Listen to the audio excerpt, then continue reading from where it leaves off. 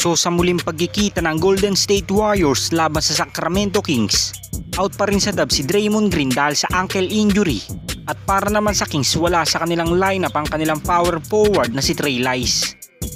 Start of first quarter, magandang ball movement para sa Warriors at matinding playmaking at shooting ang ipinapamalas ni CP3 at Stephen Curry.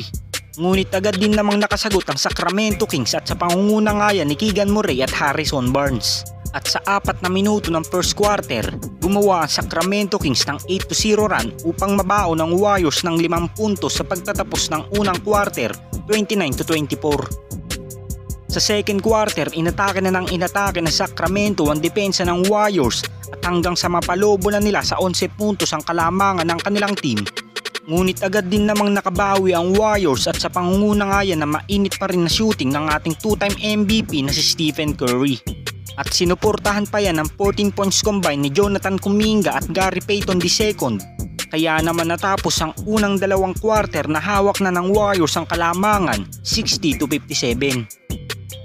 At patungong second half, mas lalong naging mainit na ang palitan ng puntos ng magkabilang kupunan dahil sa matinding duelo ni Stephen Curry at De'Aaron Fox. Ngunit sa natitirang 5 minuto ng third quarter, pinalobo na ng ating 2-time MVP sa 11 puntos ang kalamangan ng Dub Nation. At mas pinalaki pa yan ng second unit ng Warriors matapos pangunahan ni CP3, Moses Moody at Jonathan Kuminga ang kanilang opensa.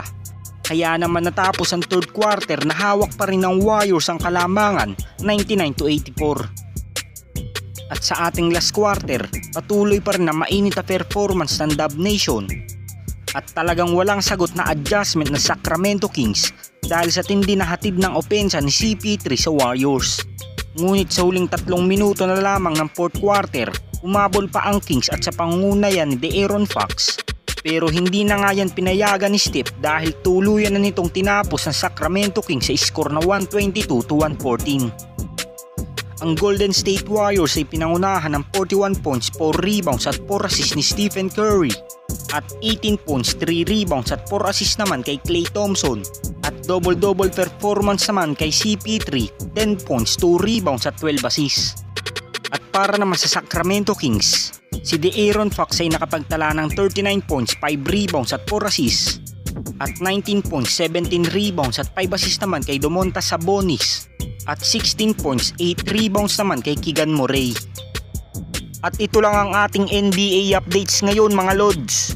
At kung hindi ka pa nakakapag-subscribe sa aking channel, isubscribe mo na yan para updated ka sa ating NBA season ngayon. Salamat po.